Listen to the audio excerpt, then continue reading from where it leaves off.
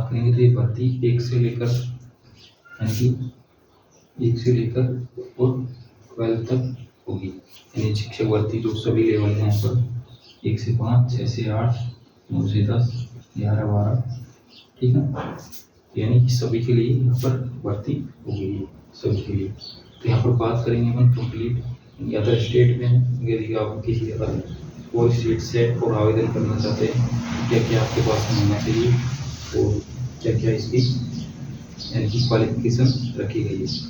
तो देखिए हम यहाँ पर सबसे पहले बात करेंगे यदि आप बिहार के हैं तो कोई दिक्कत नहीं है उसमें, यानी बिहार के हैं तो आपको जो भी छूट मिलेगी रिजर्वेशन कैटेगरी के अनुसार वो वहाँ पर मिलेगा आपको। यदि अदर स्टेट से हैं तो आपको छूट नहीं मिलेगी, यानी आप किसमें काउंट होंगी, जनरल में।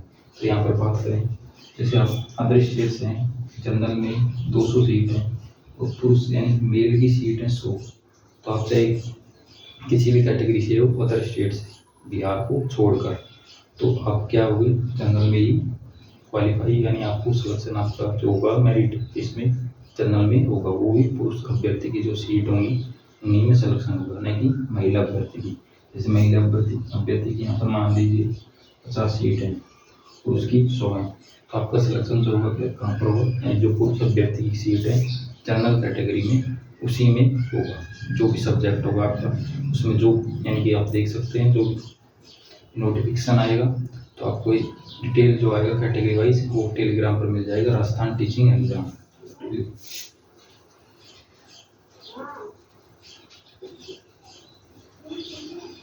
टीचिंग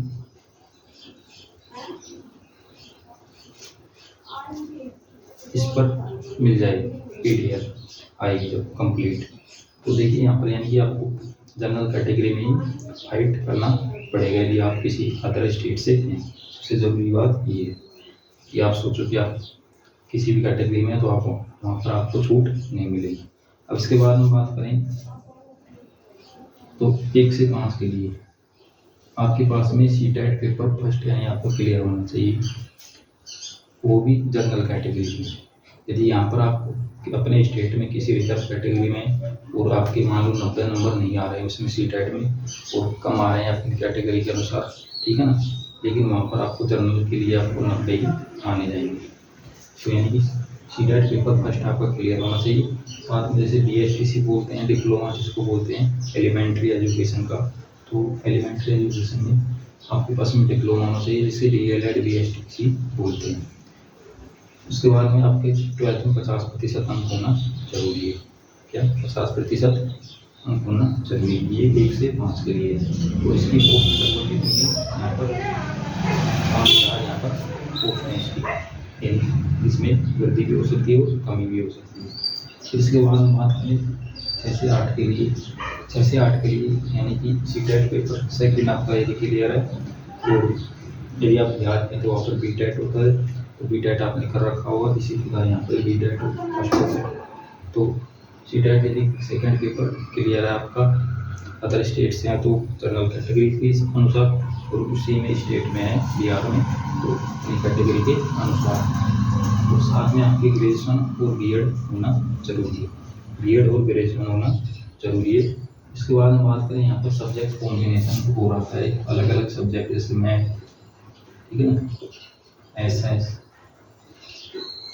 हिंदी, तो सभी सब्जेक्ट के लिए यानी सब्जेक्ट कॉम्बिनेशन होता है। जैसे मैथ के लिए जैसे आप मैथ से आवेदन करते हैं तो मैथ के लिए आपके पास में मैथ के साथ में फिजिक्स, केमिस्ट्री, बॉटनी, तो इनमें से आप केमिस्ट्री इनमें से यानी कि एक मैथ के साथ में एक सब्जेक्ट और होना जरूरी है, तो आप आवेदन कर सकते हैं। उसके बाद में इसी प्रकार और भी जैसे हिंदी, इनमें आपने कंप्लीट अगली वीडियो में डिटेल से बात करेंगे सब्जेक्ट कॉम्बिनेशन को लेकर। फिर देखिए 9th 10th के लिए यदि आप आवेदन करना चाहते हैं तो आपके साथ में ये बिहार में होते हैं state paper 1, state paper second. Bihar अपने स्तर पर अपने स्टेट में यानी आयोजित करवाता है ये एग्जाम।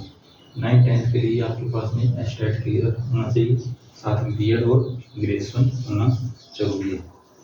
फिर बात करेंगे 11th 12th के लिए तो स्टेट क्लियर होना चाहिए आपका, इसका अलग है, देखिए ये अलग है और ये अलग है। साथ में क्या होना चाहिए, पीजी पोस्ट ग्रेजुएशन कर रखा हो आपने उस सब्जेक्ट में, और आपकी 50% उसमें आपको होने जरूरी है, और बीएड होना जरूरी है।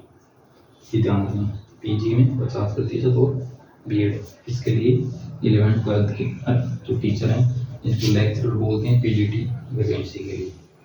इसके बाद में जैसे पोस्ट की बात करें तो सर्वाधिक जो पोस्ट है यहाँ पर 16,000 प्लस पोस्ट है 11th-12th के लिए, पीजीटी के लिए पोस्ट है। 9th-10th के लिए लगभग 9,000 पोस्ट हैं,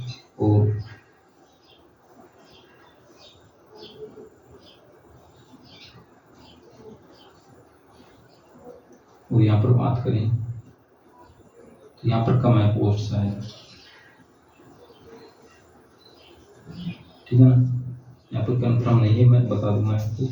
तो यहाँ पर पोस्ट थोड़ी कम है, तो एग्जैक्ट डाटा में देख के इसको यानी नोटिफिकेशन जब आएगा, लेकिन यहाँ पर पोस्ट जरूर है यहाँ पर, ठीक है। तो यहाँ पर बात करें तो 6 से 8 के लिए लगभग 8,000 पोस्ट हैं, तो इसमें सर्वाधिक किसकी है, मैथ की 2100 के लगभग पोस्ट है यहाँ पर।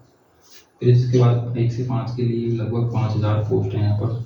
तो देखिए 1 से 5 के लिए पहले पोस्ट नहीं थी, ये अब जोड़ दी गई, इसलिए यहाँ पर थोड़ा यानी कि जो ये डाटा है इसमें थोड़ा कन्फ्यूजन है, यानी कि लेकिन वैकेंसी जरूर है कन्फर्म। अब इसके बाद में यदि आप बिहार से हैं, ठीक है, तो आपने बीटेट कर रखा हुआ या फिर जैसे सीटेट बता दिया, कोई सा भी हो आपके पास होना जरूरी है।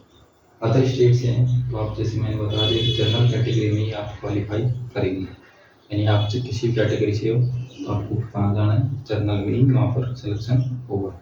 इसके बाद बात करें सीटेट, तो सीटेट की अदर स्टेट से बता दिया मैंने, यानी आपके 90 मार्क्स जरूरी है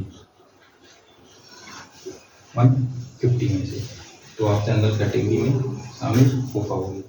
नेगेटिव मार्किंग होगी इसमें। और एस्टेट भी यदि आपने कर रखा है, ये भी वहाँ पर दिया है आपने एस्टेट, बिहार का जो एस्टेट दिया है, तो वहाँ पर भी आप जनरल यानी आपने जनरल कैटेगरी में क्वालिफाई किया है तो ही इसमें आवेदन कर सकते हैं।